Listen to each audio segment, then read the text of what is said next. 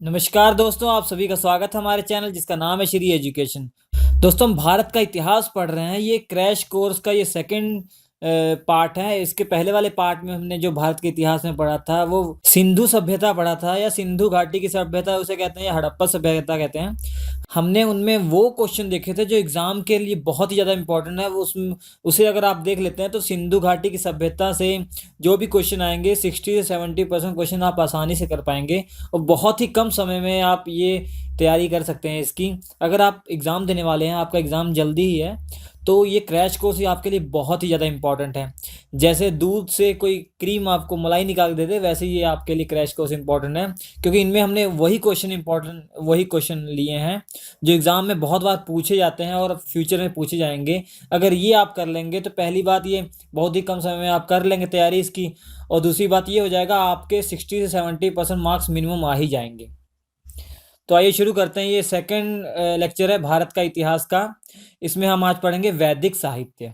वैदिक साहित्य में जो भी इंपॉर्टेंट क्वेश्चंस एग्जामों में आए हुए हैं, जो फ्यूचर में आएंगे, वो हम सब देख लेंगे। अगर ये भी कर लेते हैं आप, तो वैदिक साहित्य आपका ऑलमोस्ट कंप्लीट हो जाएगा। एग्जाम में जो क्वेश्चन आएंगे वो सब आप कर पाएंगे। वैदिक साहित्य से जो आएंगे क्वेश्चन, उनको देखने से पहले मैं आपको इसकी वैदिक साहित्य के बारे में कुछ बताना चाहता हूँ। सबसे पहले आप ये जान लीजिए कि वैदिक काल को दो भाग में डिवाइड किया गया है। वैदिक काल को दो भाग में डिवाइड किया गया है। एक है ऋग वैदिक काल और उत्तर वैदिक काल। पहला ऋग वैदिक काल है और दूसरा है आपका उत्तर वैदिक काल। ऋग वैदिक काल जो है वो 1500 ईसा पूर्व से लेकर 1000 ईसा पूर्व, 1500 ईसा पूर्व से 1000 ईसा पूर्व मतलब बीसी के समय काल को ऋग वैदिक काल कहा जाता है। और इसके बाद जो 1000 ईसा पूर्व से लेकर 600 ईसा पूर्व के समय को उत्तर वैदिक काल कहा जाता है। देखिए, ऋग, ये जो वैदिक काल से पहले हमने पढ़ा था वो हड़प्पा की सभ्यता पढ़ी थी। हड़प्पा की सभ्यता जो चली थी वो 2350 या 2500 बोला जाता है, 2350 से 1750 तक चली थी। ये इसके बाद खत्म हो गई थी, 1750 ईसा पूर्व खत्म हो गई थी। उसके बाद हड़प्पा सभ्यता के बाद ये वैदिक काल हमारा शुरू हुआ था। जो हड़प्पा सभ्यता खत्म हुई थी, इसके बारे में अभी पूरी जानकारी नहीं हुई है कि ये कैसे खत्म हुई है। कुछ वैज्ञानिकों के मतभेद है इसमें। कुछ वैज्ञानिकों का कहना है कि अकाल पड़ा था, सूखा पड़ा था, इसलिए वो सभ्यता पूरी खत्म हो गई हड़प्पा के, मतलब पूरी वो जनजीवन खत्म हो गया। और कुछ वैज्ञानिक का ये कहना है कि मध्य एशिया से आर्य आए थे। मध्य एशिया से आर्य लोग आए थे जिन्होंने वैदिक साहित्य, वैदिक काल की स्थापना की थी। वैदिक काल के निर्माता जिन्हें कहा जाता है, आर्य लोग आए थे। उन्होंने, उनकी वजह से ये जो सिंधु घाटी की सभ्यता थी ये विलुप्त हो गई थी, खत्म हो गई थी, कि उन लोगों ने इनको गायब कर दिया था, किसी तरीके से मार दिया था। वैदिक सभ्यता के जो निर्माता है वो आर्य कहलाते हैं। आर्य आए कहाँ से थे? मध्य एशिया से ये भारत में आए थे। अभी हम सब देखेंगे क्वेश्चंस, हम देखेंगे कौन कौन से क्वेश्चन पूछे जाते हैं। ये थोड़ा इंट्रोडक्शन है इसके बारे में। जो हमारे 4 वेद हैं वो वैदिक काल की ही देन है। हमारे जो 4 वेद है, पहला जो हमारा ऋग वेद है, दूसरा यजुर्वेद है, और तीसरा साम वेद है, और चौथा अथर्ववेद है। ये हम इनके बारे में डिटेल में देखेंगे अभी। तो ये हमारा वैदिक काल की ही देन है ये सब। आइए देखते हैं कौन कौन से क्वेश्चन हमसे एग्जाम में पूछे जाएंगे।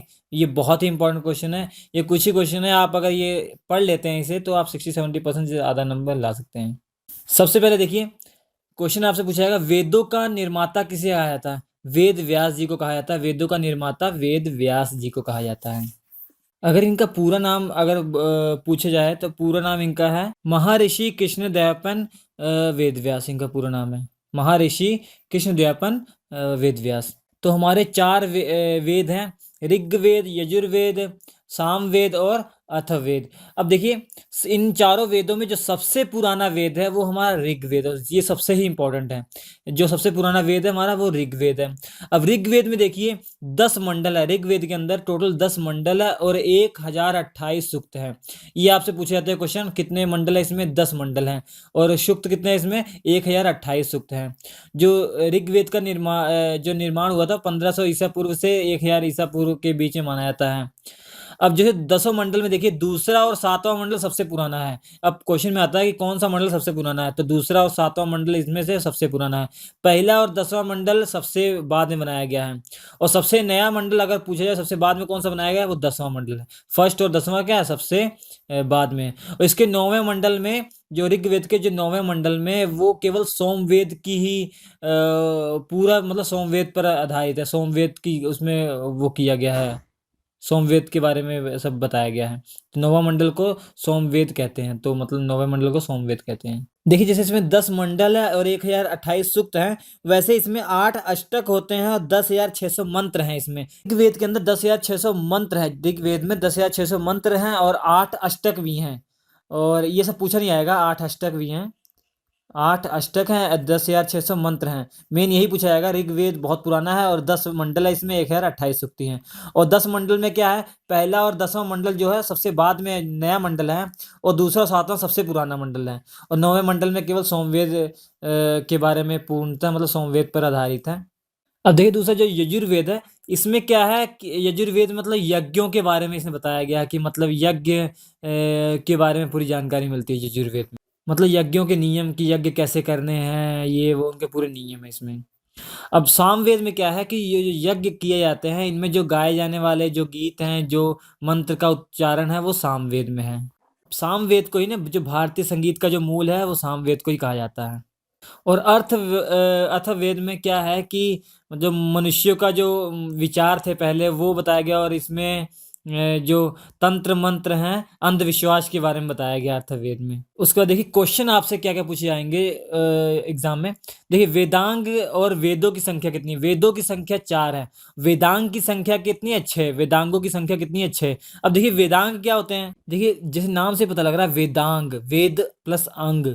तो जो वेदों को सही से भली भांति समझने के लिए 6 वेदांगों की रचना की गई थी कि मतलब इसके मंत्रों का उच्चारण कैसे करना है, तो इसमें ये सब बताया गया है। अब देख क्वेश्चन कैसे पूछा जाएगा दूसरा, तंत्र मंत्र से संग्रहित वेद कौन सा? हमने बताया था आपको अंधविश्वास और तंत्र मंत्र से, ये अथर्ववेद है। अब भारतीय संगीत का जनक किसे कहा जाता है? वो सामवेद को कहा जाता है। गायत्री मंत्र कहाँ से लिया गया? बहुत इंपॉर्टेंट है, ये ऋग्वेद से लिया गया। गायत्री मंत्र है वो ऋग्वेद से लिया गया है। ओम भूर्भुवः स्वः तत्सवितुर्वरेण्यं भर्गो देवस्य धीमहि, ऐसे कुछ है ये गायत्री मंत्र किसके लिए गाया था? ये भी क्वेश्चन पूछा जाता है। तो सावित्री के लिए गाया था, जो सूर्य देवता के लिए, सूर्य देव के लिए। अब गोत्र शब्द कहाँ से लिया गया? ये अथर्ववेद से लिया गया। गोत्र शब्द जो है अथर्ववेद से लिया गया। जितनी भी वैसी ऊटपटांग की चीजें थी वो अथर्ववेद से मिली थी हमें। गोत्र मतलब गोत्र में शादी करनी है, ये वो अथर्ववेद से लिया गया। अब भागवत धर्म के जो प्रवर्तक कौन थे? कृष्ण थे। भागवत जो गीता वो हम जानते हैं तो कृष्ण है ये, ठीक है। आर्यों की जानकारी का मेन स्रोत क्या है? ऋग्वेद से हमें मालूम होता है। आर्यों के बारे में हमें मेन ऋग्वेद से मालूम पड़ता है। अब देखिए ये बहुत इंपॉर्टेंट क्वेश्चन है। ऋग्वेद में सर्वाधिक बार वर्णित नदी, मतलब सबसे ज्यादा नाम किस नदी का लिया गया है? ऋग्वेद में सिंधु नदी का नाम सबसे ज्यादा लिया गया है और एक दो जगह गंगा नदी का नाम भी लिया गया है, गंगा यमुना का। मगर जो सबसे पवित्र नदी मानी जाती थी वो सरस्वती नदी को सबसे पवित्र माना जाता है। वैदिक काल में जो प्रमुख देवता कौन थे? ये इंद्र भगवान थे। ऋग्वेद में जो सबसे बाद में निर्मित मंडल है वो पहला और 10वां है और दोनों में अगर कंपेरिजन किया तो 10वां सबसे बाद में है। ऋग्वेद में सोम को समर्पित मंडल, पूरी तरह सोम को समर्पित मंडल कौन सा? अभी हमने देखा 9वां मंडल है। आर्य पहले कहाँ बसे थे? जो आर्य आए थे वो सबसे पहले पंजाब और अफगानिस्तान में बसे थे। पहले पंजाब और अफगानिस्तान में, उसके बाद जब उत्तर वैदिक काल स्टार्ट हुआ तो ये पूरे उत्तर भारत में फैल गए थे। आर्यों की भाषा क्या थी? ये संस्कृत थी। और आर्य कहाँ से आए थे? ये मध्य एशिया से आए थे। इनके मतलब कहाँ से आए थे इनके बारे में मतभेद है, मगर एक वैज्ञानिक है मैक्स मूलर, उनका कहना है कि ये जो आर्य थे वो मध्य एशिया से आए थे। अब महाभारत के बारे में कुछ क्वेश्चन पूछे जाते हैं। महाभारत के निर्माता कौन थे? ये वेद व्यास थे। इनके रचयिता कौन थे? वेद व्यास। महाभारत का अन्य नाम क्या है? वो जय संहिता है। जो अन्य नाम है वो जय संहिता है। जो महाभारत को फारसी भाषा में जो बदला गया है, जैसे महाभारत हिंदी में महाभारत है, वैसे ही फारसी भाषा में उसका शीर्षक क्या है? तो वो ये रज़्मनामा है, ठीक है, रज़्मनामा। तो ये क्वेश्चन है, बहुत इंपॉर्टेंट क्वेश्चन है ये। वैदिक साहित्य से। पहली बात, एग्जाम में बहुत कम क्वेश्चन पूछे जाते हैं वैदिक काल से, 1-2 क्वेश्चन आएंगे, जो भी आएंगे इसी में से आएंगे, कंफर्म है ये। आप बहुत ही कम समय में इसे पढ़ सकते हैं। अगर आपको हमारा वीडियो अच्छा लगा हो तो प्लीज़ इसे लाइक कीजिए, और इसके बाद वाला वीडियोस जो हमारे होंगे, जो भारत के इतिहास पे हैं, एक क्रैश कोर्स के लिए बहुत ही आपके लिए इंपॉर्टेंट हो, यकीन मानिए बहुत ज़्यादा इंपॉर्टेंट होंगे। पहली बात, ये बहुत कम समय में आप तैयारी कर लेंगे, ये गारंटी है। अगर आपको हमारा वीडियो अच्छा लगा जल्दी से लाइक कीजिए। अगर आप हमारे नए व्यूअर्स हो तो आप सब्सक्राइब कर सकते हैं हमारे चैनल को, जैसे कोई भी वीडियोज़ आए आपको उसका नोटिफिकेशन मिलता रहे। हमारा ये वीडियो देखने के लिए आपका बहुत बहुत धन्यवाद।